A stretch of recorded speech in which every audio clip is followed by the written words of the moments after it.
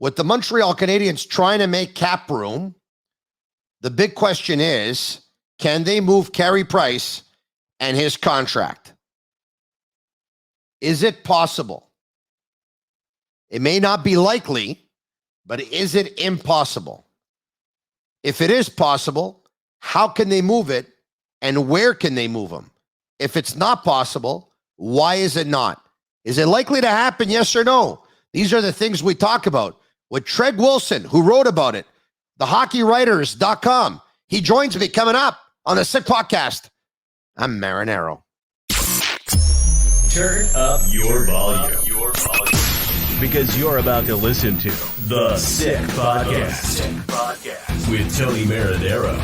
The sickest Montreal Canadiens podcast. And now a 24th Stanley Cup banner will hang from the rafters of the famous Forum in Montreal. The Canadiens win the Stanley Cup. Sports entertainment like no other. Brought to you by 8.6 Beer, intense by nature. And La Cage. If the last time you went to La Cage was when the Habs won the Cup, it's time you went back to La Cage. The menu will surprise you. Marinaro, the Sick Podcast, brought to you by 8.6 Beer, intense by nature. The beer for those who follow their instinct and live their passions in order to make their mark. And La Cage, if the last time you went to La Cage was when it was called La Cage au Sport, it's time you go back to La Cage. The menu will surprise you. As a matter of fact, I'm just coming back from La Cage. I absolutely loved it. The steak, 40 days aged, sirloin, AAA, with some peppercorn sauce on top, with a salad, with some vinaigrette. I went with a more of a healthy alternative, and absolutely loved it. Hey, the Canadian season, rookie camp will be in the second week of September or whatever it is. And before you know it, it's going to happen like that. One of the things we saw here in the offseason in the trading of Jeff Petrie, and Kent Hughes has made it very public. He said it on a couple of occasions. He wants to make cap room. He wants to put the Canadiens in a better position in terms of having some cap room going forward. And so when you say something like that, you take a look at the players who make a lot of money on the cap or the most money to see whether or not those players are going to be moved. And, the first one that comes to mind is Carey Price, who makes the most money on the team at $10.5 million a year. And then you'll look at Brendan Gallagher, who makes $6.5 million per year. But right now we're talking Carey Price. We know it would be difficult to move him and his contract, but is it impossible? Yes or no? And what are the options that are available to the Canadiens? And if they wanted to move it, how can they get this done? Well, one guy who wrote about it is Treg Wilson of HockeyWriters.com, thehockeywriters.com. He joins me for the first ever time on the Sick Podcast. Treg, what's going on? We have Treg going once, going twice. We got Treg. All right. I was scared for a second there. So maybe this guy doesn't want to talk to me. No, I just clicked on something wrong. Don't worry about it. Don't worry about it. There you can see TREGE Wilson _THW for the Hockey Writers. That's his Twitter handle where you can read all of his stuff right there. How are you? I'm doing good. How are you, Tony? Very, very well. Thanks for accepting the invitation. I saw your article. I read it. I thought it was really, really interesting. I thought it could be a good point of discussion. And here we are. All right. Okay. So Carey Price, 4 years left on his contract, 10.5 per season. A lot of people are looking at that contract and saying, impossible to move. What are the options, Treg? It's not impossible to move. The issue is Carey Price got final say, and he has a total no move clause on his contract, which means he's going to go where he wants to go. So here's the issue. You have right now 4 teams that can outright take his contract with full cap. They can take the 10, like Arizona.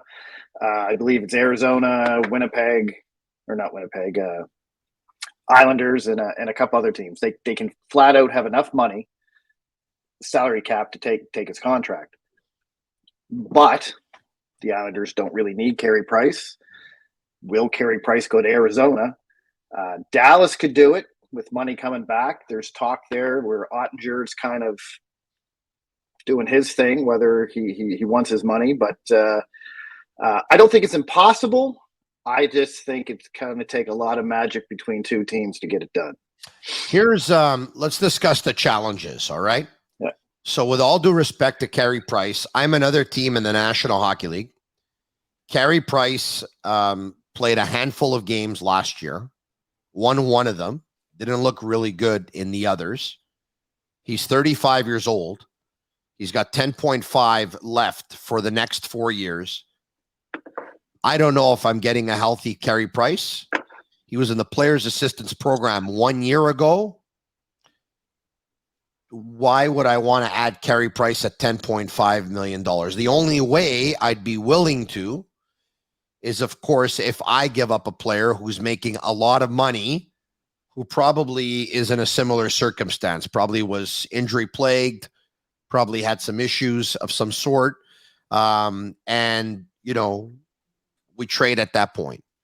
But in terms of Carey Price having his no movement, I mean, if that was the issue, and I don't think it is, Carey Price would waive his no movement. He's been 15 years with the Montreal Canadiens. That's a long time. And this organization has decided on a rebuild. He's without a Stanley Cup. It's the only thing missing on his resume, really. Yeah, but Carey Price, I waive the no move. Depends on where he's going. Depends on where he's going. Where he's going. Like, I mean, he's not going to waive a no move to go to Arizona. Unless he decides at that point, you know what? Because there's two options, right? When you decide to move somewhere, it's either you decide to move to a contending team that gives you a chance to win the Stanley Cup, or you move to a team where there's going to be, you know what, good city, good weather, no pressure. You'll just, you know what, you'll be able to enjoy yourself away from the ice as well. Look, Arizona is a great spot. Like, I know a lot of people who want to move to Arizona. So even though they probably won't be able to deliver them a Stanley Cup in the next 3 or 4 years, if you just want to go to a place where there's little pressure in terms of hockey and you'll be able to live a very, you know, normal life away from the cameras and stuff like that, Arizona's a great spot. Yeah, it would be. And I guess that would depend. At 35, does Carey, like you said earlier, does Carey want his cup? If he wants his cup, then, but I mean, he also has to be realistic. Nobody contending right now could take even 50% of his salary, really, without another contract coming back. And if another contract's coming back, how is Montreal really clearing their cap space, especially if they're keeping 50%, 25 to 50% of his cap hit, which would be around $5 billion. All right. So now, look, let's discuss a buyout. Does a buyout make sense? Buyout is totally ridiculous. You save a total over 8 years of $2.3 million. That's it. Over 8 years. Yeah. So let's do the math here. Basically, what happens is they have to end up paying out, is it not 67% over double the duration of the contract or something like that, right? So he's got 4 years left. They'd have to end up paying it out over 8 years. 8 years, right. So what they would pay in his first buyout year, the buyout cost is $583,000. The problem with it is you have the initial cap hit and the signing bonus. So the signing bonus, Carey Price's signing bonus, is what screws up the whole buyout process for Montreal, because you have to add that on to the buyout cost, which means it would cost them in the first year. Say they bought him out for this year, it would still cost them $7.3 million this year, $7 million next year, $6 million the next 2, and then they're negative $583 on the cap for the final 4 years. So you're not really saving anything. All right. So if I was a betting man, Betway, for the love of the game, sign up and deposit on Betway for a 100% deposit bonus. The easiest sportsbook for Canadians. E-transfers are accepted immediately, by the way. I'd probably, if he were going to be traded, you'd have to think that a 3-way trade would make a lot more sense than a 2-way trade, because that one of the teams that you trade with could be on the hook for 50%. The other team could be on the hook for 25, and you take 25. That would make a lot more sense than actually trading him to a team, unless you're trading for a player in a similar situation. Yeah, that would make a lot of sense. And that would work out with teams such as Dallas, who's looking for a goaltender, and they could kind of compete, I guess. I guess they're close to competing. It could work for, you know what? I think that would even work for maybe a team like, Edmonton, maybe, if they're looking for a better goaltender. I mean, they're 6 over the cap, but if they could get rid of a large contract and another team comes in, like, say, one of the bottom teams like Arizona, or, I mean, imagine Buffalo in a couple years with a great goalie. They're building the team there. They have the cap space to bring in Carey. They have the cap space for Carey. They could carry his whole contract if they wanted to. I don't know why they would, but a 3-way trade, that would probably be the best way to work it, and that where Montreal isn't paying almost half of Price's contract. Well, Treg, then there's the major complication in all of this, of course, and this is why, where it becomes even more difficult, is his health status. Exactly. Is Carey Price going to start the 2022-2023 season with the Montreal Canadiens on time? If he's not going to start, when is he going to play? And when he does play, how will that knee respond? Well, and that's the giant elephant in the room when it comes to Carey Price. So we can talk all day long on what teams could have him and where could he go. But as of right now, I don't think anyone's looking at him. I don't think anyone's even thinking about him going, just for the simple fact is, all right, he came back last year, but his knee swelled up after every game. He had issues with his knee. He had that surgery where they put the PPR or whatever they call it, whatever they put in his knee. And now we have to wait till next week or the week after he sees the doctor. What is it? It's called plasma something repair or platelets or something or whatever it's called. Anyway, I know I'll end up finding out what it's called after. But apparently he responded well to that. The doctors were pleased with how that went. But until he actually gets on the ice and starts doing hockey things, I don't know if he's doing that. Montreal's been pretty quiet about the whole Carey Price situation all summer, to be honest with you. Till he gets on the ice, you're never going to know what it's going to be like. And yeah, I mean, you have Jake Allen on an expiring contract. Platelet-rich plasma. There you go. That's what it is, right? Platelet-rich plasma. So PRP. Yeah. PRP. Yeah. Okay. Now, who thinks Carey Price is going to start the season on time? Not too many. I kind of do. You do, I think he is. I think Stephen Waite, kind of his little interview there, he had a lot to say about it. I think he's. Oh, maybe I'm just hopeful. I don't know, but I think he. Look, I like Stefan Waite a lot. He's been on the Sick podcast. Open invitation for him anytime. I'd love for him to be able to join me at some point.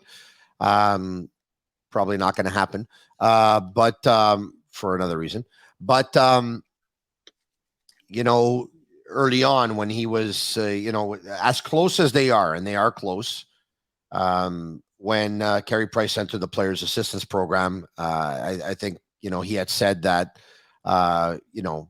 it was not an addiction of any kind. It was maybe something else. And then Carey Price came out and basically said that it was an addiction. There was substance abuse there. So, sometimes, as much as we know someone, all right, we don't always have all the sometimes we do have all the information. Yeah. But, based on what I hear, members of the Montreal Canadiens are not convinced that Carey Price is going to be there in camp, and they're not convinced that Carey Price is going to start the season. I know we all hope that he will. Yeah. We'd love to see him rebound. It was so nice to see him win that game last year at the end of the year, the last game of the season. But, you take a look at the images and you take a look at him waving to his family who were there at the game and stuff like that. This is a gut thing more than anything else, Treg. Yeah, I wouldn't be surprised if Carey Price ends up being on a long-term injury reserve at some point here, and his career kind of ends the way Shea Weber's ended. And I think Yeah. that's the way it's going to go down. I wouldn't be surprised either, Tony. Like I say, I think the way I envision it, I think he tries to start, maybe gets a few games in, and then realizes it's not similar to the Tuukka Rask situation last year with Boston. Although I believe he just played in the AHL. I don't think he played any games in Boston, but that's how I think it's going to go. I don't think Carey Price is going to last 4 more years. I really don't. I mean, for a goaltender, knee and hip, that's big things. That's not minor things for a goalie, and he's been dealing with it, I believe, since all the way back since the Kreider hit, especially with his knee, and to play that long, I'm pretty sure through the playoffs there a couple years ago he was hurt through the entire, like Weber was, and I would, you know what, I would not be shocked. I wouldn't put money on him starting, but I would not be shocked if you're right. I would not be shocked if he maybe doesn't come back. I mean, there's a lot of money on the table, so he's not going to retire early. That's for sure. He's not going to leave money on the table. No. And I believe Rask did play a handful of games last year down the stretch for the Bruins, but you're right about that. Carey Price is not going to leave money on the table, nor would you, nor would I. Not at all. And I mean, Shea Weber was a bit different because if he were to retire next year or the year after, he's only leaving $1 million. So Carey Price is leaving $42 million over the next 4 years. That's a lot of money that he's not going to leave. Speaking of different, this podcast, the Sick Podcast, is different. If you're watching on YouTube or Facebook, comment Sick if you love it. That's our way of feeling the love. And if you're listening on audio, please leave a 5-star review and write as a comment the word Sick, SICK. And if you'll allow me, Treg, about 20 seconds or so, I want to let everyone know who's watching, and you can follow on Facebook, on Twitter, on Instagram, and subscribe to our YouTube channel. It's absolutely free. The Sick Podcast is going to be tweaked going forward. So if you like what you're seeing and what you're hearing, I'm going to tell you right now that in about a month from now, you're absolutely going to love it. Let's take a look at this real quick.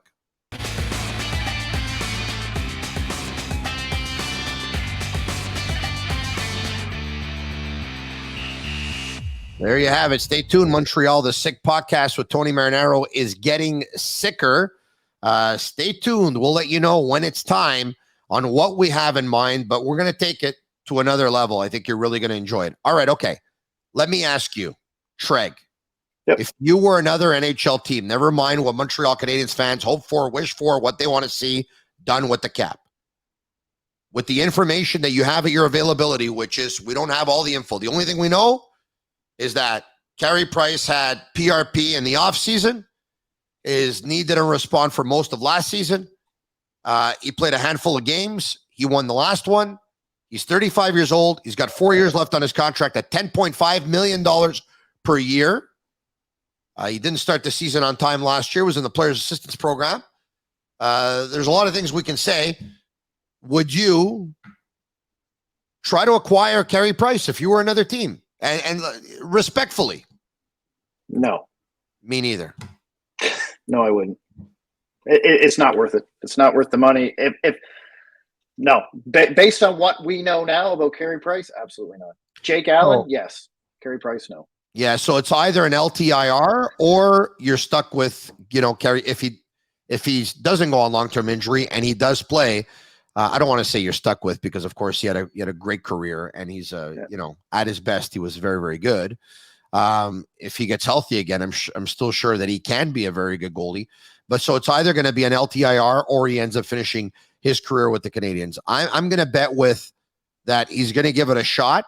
He's going to try and come back. At one point, if the knee doesn't respond, it'll be an LTIR and it'll be a Shea Weber retirement over the next several years. That's the way I think it'll go down. Jake Allen, a word or two on him. Would you trade him? Yes. Why? I would probably trade him closer to the trade deadline. He's on an expiring contract. It's only $2.8 million. So you're not going to save a whole lot. But near the trade deadline, you're going to have those teams that are searching for that goalie because, I mean, Look at Vegas right now. Dallas is an issue in now. I wouldn't have an issue trading him now. I just think his value will be better at the trade deadline. So let's say you trade him now and Price is hurt. Who are your goalies in Montreal? You're going to have to go with Montembeault, and I would pick somebody off the waiver wire or some cheap free agent. I would leave Primo in Laval. Yeah, I'd leave Primo in Laval too. Primo has to play a chunk of games in Laval. That's where his development has to continue. And he did real well with Laval last year down the stretch. So yeah, I think one more full year with Laval, and then I think he'll be ready. You know what? Any team would want an insurance policy at the trade deadline, especially in goal, and especially if a team has a goalie who's injured at the deadline or a goalie who they're unsure of at the deadline. So I'm going to agree with you on that one as well. If they want to trade Jake Allen, the best time to do it will be at the trade deadline. And you know what? I think Jonathan Drouin, unless he has a fantastic season and convinces everyone within the management team, he'll probably be dealt at the trade deadline as well. And maybe there may be another veteran or two who might have a year or two left on his contract who may be dealt as well. Listen, the Canadians want to make cap room, right? I think they've made that very clear. Yeah. Drouin's another expiring contract, but I think Drouin would have to have a hell of a season in order for him to convince anyone. And he said over not too long ago that his wrist isn't the same. So I think depending on how he plays under Martin St. Louis, you never know, but I say he's gone at the deadline. Any expiring contract, I think's gone at the deadline for assets. And I think Mike Huffman. I think you're going to see Mike Huffman on the move, either before the season or during the season. Wouldn't be surprised. Does Slavkovsky start the season with the Canadians, in your opinion? Yes. I agree with you. Yeah. Geez, I'm agreeing on everything, Treg. I don't know if I'm ever going to get you back. We agree on everything here. But listen, I'll say this about Drouin. If he can't get going under Marty St. Louis, hard to imagine him getting going under anyone else. Well, this will be his third coach, and it'll be the third coach that now granted, if you take his average points, like not based on the games he played, but if you take an average over 82, he's a 48 to 50 point guy. Yeah. That's pretty good that's not terrible. No, it's not terrible. It's just that when he was drafted third overall in the year that Nathan McKinnon was drafted first overall and Barkov was drafted second, Drouin third, and it was hold on a second. Why is his name escaping me? The big defenseman, everyone. What's his name? Oh my God. Why did I go there? Why did I do this? Chicago Blackhawks. Why am I doing this? Formerly a Columbus Blue Jacket. Why am I doing this? Jones. Seth Jones. Seth Jones, correct. Absolutely. Yes, he was drafted fourth overall by the Nashville Predators back. Yeah. Elias Lindholm was fifth, and Sean Monahan was sixth, and Darnell Nurse was seventh, and all. Anyway, Bo Horvat ended up going ninth. Anyway, that draft. Okay, so that draft, you're right, 48 to 50 points. It's not terrible. The issue would he and McKinnon had lit up the league, right? With the Halifax Mooseheads, and a lot of people expected Jonathan Drouin to be a point per game player in the National Hockey League. And they did. I think the issue was when Bergevin brought him over, he hyped him up as to be that next French guy that's going to help lead the Montreal Canadiens as the top center, which he never was going to be. And he was going to be their superstar. You know what? I thought he was going to be a Francophone star in Montreal. I wouldn't have given up Sergachev, obviously, but I did think he was going to be a Francophone star. I love the way he ran the power play when he was with the Tampa Bay Lightning. He had come off a very, very impressive playoff where I think he had picked up a point per game in the playoffs, or maybe just a little bit more, just a little bit less, or whatever it was. I thought he was going to do a lot better in Montreal, but Montreal, when you're a Quebecer, it's it can go two ways, right? You can either feed off of it and be so motivated and give the best of yourself and end up doing great, or you can struggle with it, and it's not for everyone. It's a tough market, very, very tough market if you're from here. I mean, I'm from Halifax, so I was a big Drouin fan. I watched him with the Mooseheads. I watched that Memorial Cup. And I had high hopes for him. I just think the expectations were too high on him. I think everyone was expecting 80, 90 points, and he just never amounted to that. And I don't know. A lot of people say he has an attitude problem. I don't think he does. I think I've met Drouin a couple of times. I think he's a great person. From what I see on the things, but like even this summer, he was doing the thing for the tennis and stuff like that. He does. Listen, he does everything. He shows up to a lot of events. He does great work in the community. He's got a foundation, which has raised a lot of money for the Chum Hospital. There's no doubt about that. Look, I think he'll start on one of the top two lines. He'll be given, I think, a great opportunity. And once again, if it's not going to work with Marty St. Louis, hard pressed to think that it's going to work somewhere else at that point. I think this is going to be his best shot out of all the years. He's given his wrist some time now to heal, both of them, and he's going to be playing once again under Marty St. Louis in less of a pressure environment where the Canadians know that they're rebuilding. They're going with young players. Although they want to win, losing is not going to be the end of the world. So I think it's a great situation for players like him to actually play their best hockey and have their best season. If there's a year the Drouin is going to explode in a good way, I think it could be this year. If he doesn't, then at that point, I think he'll be dealt at the deadline. This was a lot of fun, Treg Wilson of the Hockey Writers and your podcast as well, Habs Unfiltered. That's correct. There you have it. A shout out for you. Thanks for doing this. Let's talk soon. Thank you. Yeah. Thanks for joining me. There you have it. I'm Marinaro, the Sick Podcast on Facebook, Instagram, and Twitter. And subscribe to our YouTube channel. It's absolutely free. Ciao for now.